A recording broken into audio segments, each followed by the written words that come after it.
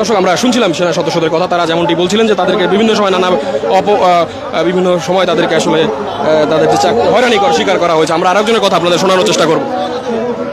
আমাদের এমন সদস্য আছে যারা এখন কুলির কাজ করে, রিক্সা চালায়, অটো চালায়। ভাই এই বিনামূল্যে চাকরি চুতে পারে, বাড়িতে যেতে পারে না। ভাই আমাদের 3 দফা দাবি মাইনে নিব এবং কালকে থেকে আজ পরিমাণ যত সদস্যকে আটক করা হয়েছে সবাইকে নিঃশর্ত মুক্তি দিবে, এটাই আমাদের দাবি।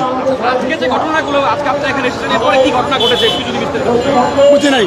আজকে আপনারা এখানে এসেছেন, আপনাদের পদযাত্রা করার কথা ছিল, তো সেখানে আপনারা কি কি বাধার সম্মুখীন হয়েছেন একটু বলবেন? আমরা পূর্ব ঘোষণা অনুযায়ী 18 তারিখে প্রোগ্রাম ছিল জাহাঙ্গীর গেটে, সেটা হলো শান্তিপূর্ণ সমাবেশ। কিন্তু কর্তৃপক্ষ আপনার কাছে জানতে চাই আজকে 3 দফা দাবি কি কি আপনাদের?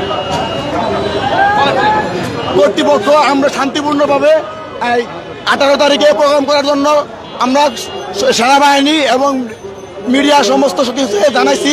আমরা 18 তারিখে জাহাঙ্গীর গেটে শান্তিপূর্ণভাবে আন্দোলন করব, কিন্তু সেনাবাহিনী ভয়াবহ ষড়যন্ত্র করে 17 তারিখে আমাদের প্রধান সমন্বয়ক কাইমুল ভাই সহ কমপক্ষে 3 বাহিনীর 22 থেকে 25 জন সদস্যকে গ্রেপ্তার করছে এবং বাড়িতে ভাঙচুর করছে। আমাদের সদস্য বাড়িতে সেনা ক্যাম্প থেকে সেনাবাহিনী বাড়ায়া আমাদের পিতা মাতাকে হয়রানি করছে, জোর করে লিখিত দিতে বাধ্য করছে। যে আমাদের 3 দফা দাবি, আমাদের চাকরি পুনর্বহাল করতে হবে এবং আমাদের সাথে অন্যায় সমস্ত অন্যায় আপসহীনভাবে আমাদের ন্যায্য দিতে হবে এবং সেনাবাহিনীর পুরাতন যত আইন আছে, ব্রিটিশ আইন, যে আইনে সৈনিকের পেটে লাথি মারে, এই আইন বাতিল করতে হবে, নতুন আইন করতে হবে। সেনাবাহিনীর ভিতর থেকে যারা দুশোর আওয়ামী লীগ পন্থী কর্মকর্তা আছে এদের সরাতে হবে, আমাদের তাদের মাইনে নিতে হবে, নাই চাকরি বিরোধ দিতে হবে। আর যদি চাকরি বিরোধ না দিতে পারে তাহলে আমাদের পুনর্বাসন করতে হবে।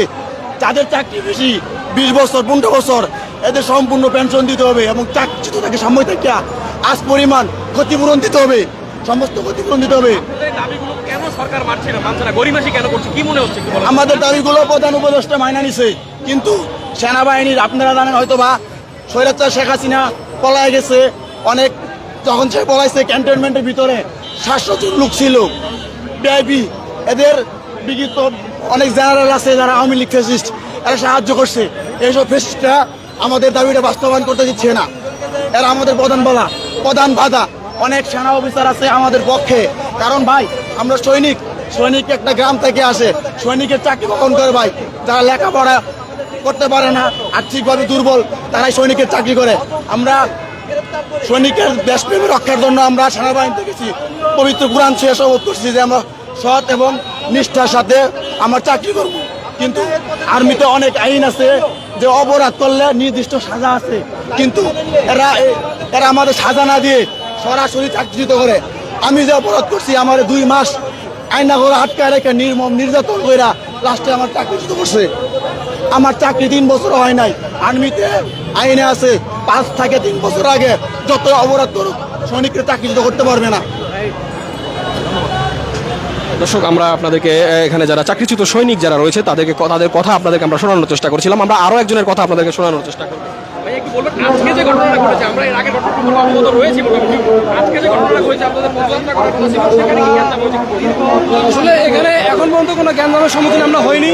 আমরা জাহাঙ্গীর গেটের দিকে অগ্রসর হচ্ছিলাম, পুলিশ প্রশাসন আমাদেরকে বাধা দেওয়ার চেষ্টা করে। আমি একথা বলে দেই, আমরা একটা সুশৃঙ্খল বাহিনীর সদস্য, আমরা কখনো উচ্ছৃঙ্খল ব্যবহার করবো না। বিগত যে সমস্ত আন্দোলন হয়েছে, পুলিশ সিভিলিয়ান মারামারি, কিন্তু আমরা তো এরকম না।